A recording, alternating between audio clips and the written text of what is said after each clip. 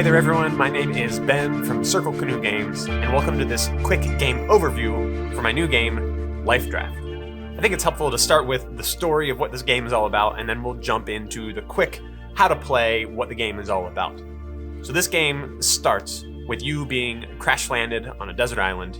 You've been trying to survive, but some people have found gold, there's mistrust, and finally, you decide that it's in everyone's best interest for survival if you all go out on your own. So you're all going to build individual rafts and go out into the ocean and try to get rescued on your own. So the game of dRaft is divided into two different phases. There's the building phase and the sailing phase. In the building phase, you take 3 rounds where you're going to be drafting different components of your rafts from each other. You're kind of passing around these groups of objects and you're each drafting and paying water, trying to collect gold, as well as items to make your raft. Once everyone's built their raft, then you move on to the sailing phase. You're going to take the raft you've built and put it out in the ocean and try to survive for 8 days with whatever the ocean throws at you. You'll be drafting different kinds of weather and using the strength of your raft as well as your water and possibly even ditching some gold in order to survive as long as possible. And if you survive all 8 days, you're rescued. And the player who has the most gold at the end wins. So let's go ahead and jump into how the game is set up.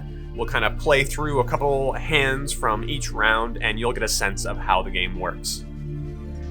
Before we get into how to play the game, I'm going to talk about just some of the components so we're on the same page. So each of these is a player board. We're going to be putting cards on those and passing those around. Then there are 3 decks. There is the items deck, and they're gonna all look something like that. These are the ocean deck, like that. Then there is the treasure deck, or the gold deck, and they look something like that. There's also the water, which right now I'm using these tokens, but they'll be water tokens later on. And then there's the individual player pieces, which again, will look like little boats in the final version.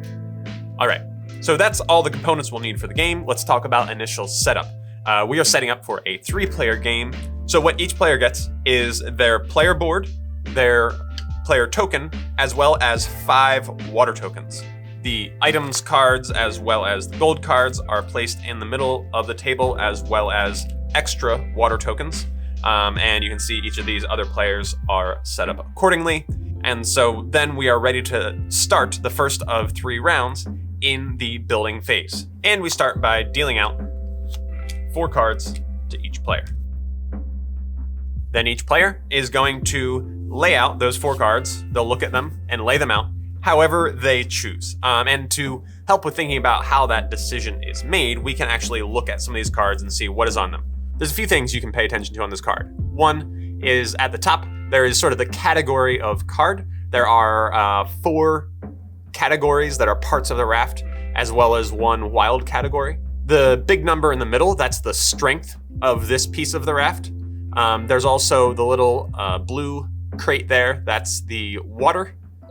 Then the little gold circle is the gold. There's also an action, and then there's just the name, which doesn't have any game effect, but it does add a little flavor. So players will be using all those variables, the category, the amount of water and gold, the strength, in order to determine how valuable they think those cards are to the other players. And they're gonna lay them out in whatever order they choose.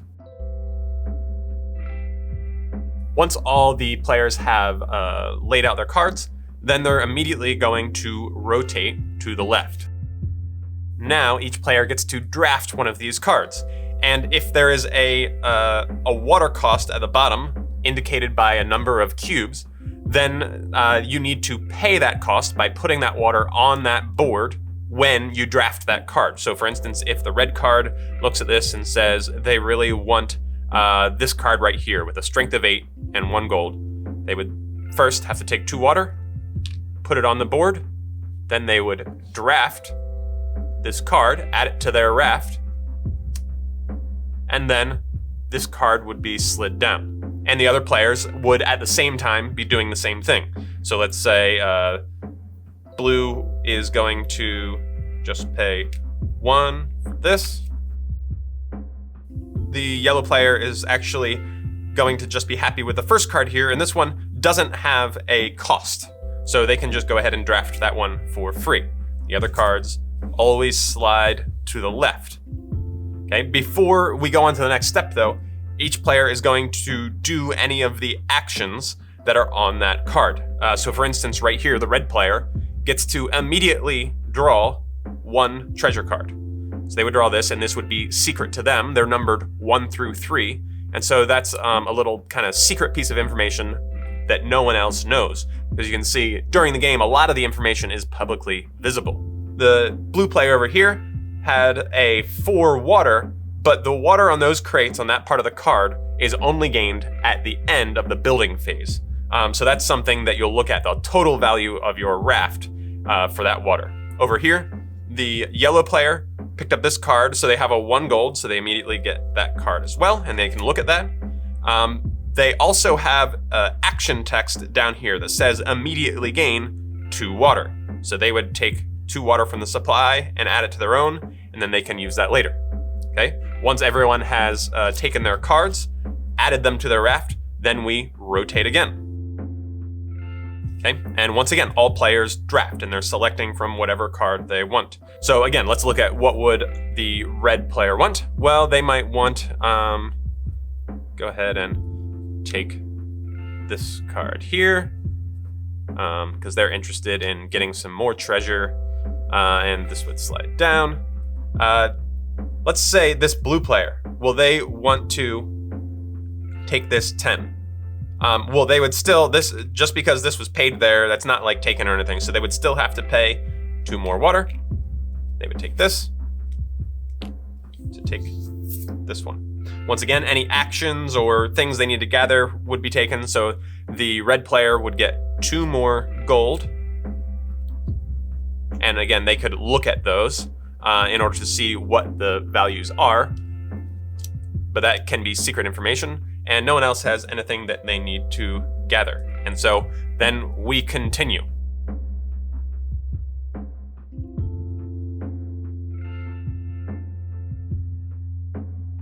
Okay, and then the last turn of this first of 3 rounds, everyone is able to take the last card for free and add it to their raft.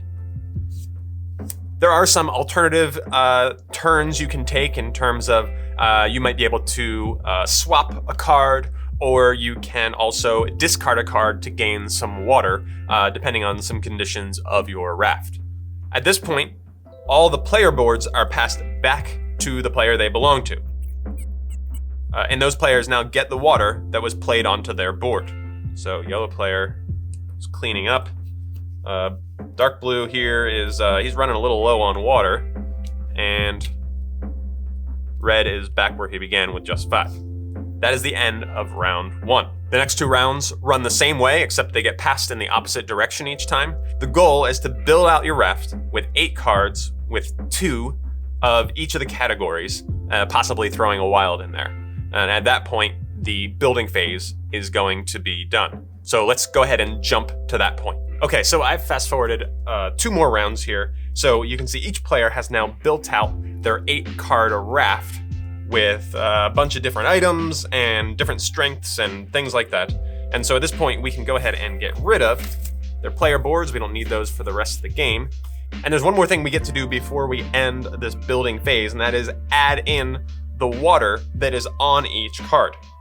So as we've been trading water, you can see each player has a different amount of water left over from the round, but they also get to add in the water that is on each card from the items they've selected. So I'm going to go ahead and add those up and then draw water from here in order to add to each player that they will use in the next phase.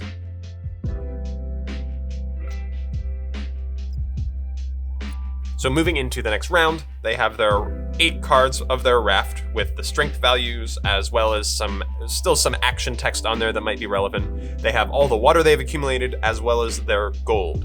And so now we are ready to start the next phase of the game. We are going to keep the water and the treasure out in the middle, and we are going to go ahead and add in the ocean cards. We're going to deal out 5 cards, and put them in order from least to greatest.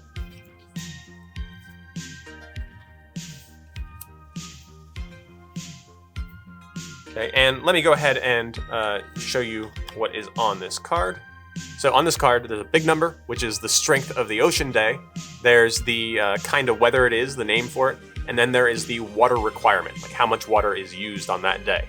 So we have 3 players, so we dealt out 5, then we immediately discard the second and fourth, so we're left with 3 cards for 3 players. These are discarded over there. And then the first player to finish their raft gets to choose what they want. And we'll go ahead and say yellow player is going to go ahead and choose this. The blue player is going to go for that. Red player's going to go there. Once that's done, we deal out the next row of these ocean cards, and then we'll start the actual drafting process. So same thing, least to greatest. Okay, so in terms of how this drafting is going to work, it works very similar to the way King Domino does in the turn drafting. So the red player, which was down here, the first thing they have to do is fulfill the water requirement. There's no way around this, so you have to pay that. If you can't ever pay it, you're out of the game. Then a 12 strength. So you have to use one of your cards and use the strength on that card to satisfy the strength requirement.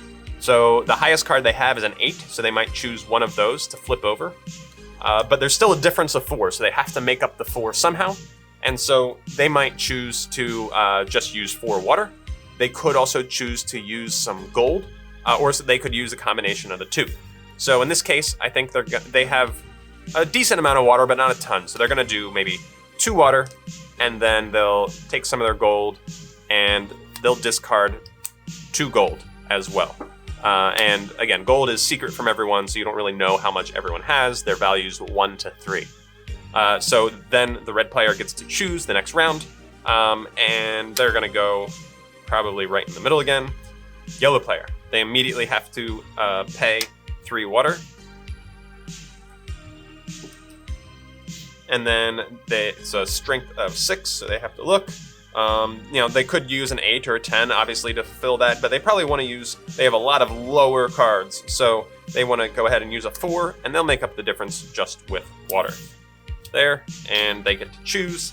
They're pretty water rich, so they don't mind having a higher water cost. And last, the blue player is a water requirement of 0, which is great for them, and only a strength of 2. So they go ahead and flip over this 4, and there's no positive or negative to flipping over a card that has a higher strength. Then, of course, they're left with that card, and then the next round is dealt out. And the next round begins with the player that's on the rightmost card. So they have a 0 water requirement, but they do have a 15 strength. So in this case, they're going to go ahead and flip over a 10. And then they have to make up the difference. And they're going to do a combination of maybe 3 water and just a little bit of gold. They didn't have a lot of gold to begin with, but they're going to make sure they don't run out of water. Then they get to choose the next round. They're going to go ahead and go there. Red. Immediately pay 3 water.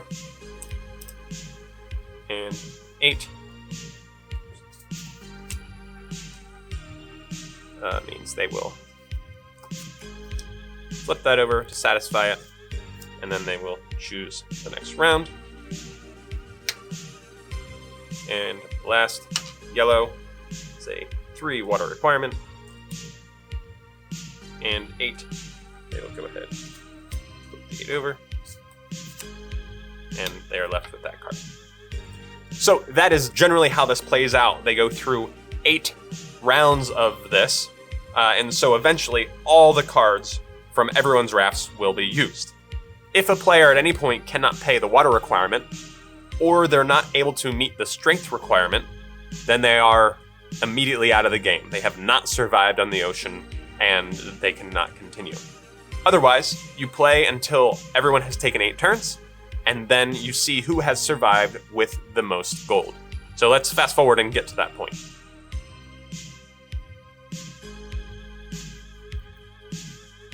And there, and so now we are in our final round. Let's see how many people are able to survive. So blue player goes first. They have to pay 1 immediately. They have a 7. They have to satisfy a 12, which means they need to come up with 5 in order to meet that. So there's 7. Plus 3 more brings them up to 10. They actually have 2 gold, so they are going to survive, but they have nothing to show for it. They have just barely survived 8 days on the ocean and with no gold or anything. But hey, they're alive, so that's good. The red player, this is not looking good. They require 3 water. They only have 1 water, and so the red player does not survive. They are lost to the ocean. And the yellow player, they require 2 water, and then a strength of 6, so they satisfy 2, discard 4, and they have satisfied that, and likewise, they have survived 8 days. And so at this point, all surviving players would turn over how much gold they have, and in this case, yellow is the only player with some gold left. They actually managed to keep 5 gold, and so yellow would be the winner. One important thing I didn't cover in this video is that some of these cards are more than just their number values, right? More than just the strength and the water and the gold that's on them. They also have action text, and they only take effect once you are in the second phase of the game when you're out on the ocean. So for instance, add 1 strength to each item of equal or lower strength until this card is used. So this is a way of, adding strength to your raft, especially with lower cards. This one may have the same strength as the sail of your opponent to the left while that card is visible. So you're gaining strength of someone else's raft. Reduce any day's water requirement down to 1 when satisfied with this card. So that means where you would have had to pay 3 or 4 maybe, instead you can only pay 1. And so those are just some examples of how there's a lot of variation of how rafts can be composed. You're not just looking for the strongest raft, you're not just looking for the raft that gives you the most water, you can also balance it with some of these sort of special effects in order to end up with the raft that kind of fits what you are hoping for. So that has been the overview of how you play Life Draft. And hopefully you can see that there's quite a lot of variation on the strategy you could take in order to build your ideal raft. Because you can't survive if you don't have enough water, and your raft needs to be strong enough to survive what the ocean throws at it. But then again, what's the point of winning if you don't have any gold at the end? And so determining how much of that to gather in the first phase, and then determining when to use water in order to make up any difference versus gold, and thinking about which cards you want to take. There's a lot of choice that players get to make, and ultimately quite a bit of suspense as the game winds down and you're finding out what ocean cards you're going to be pitted against. So thanks so much for watching and finding out more about Life Draft. I'm really excited to be getting it into your hands. Stay tuned for next time with more games from Circle Games.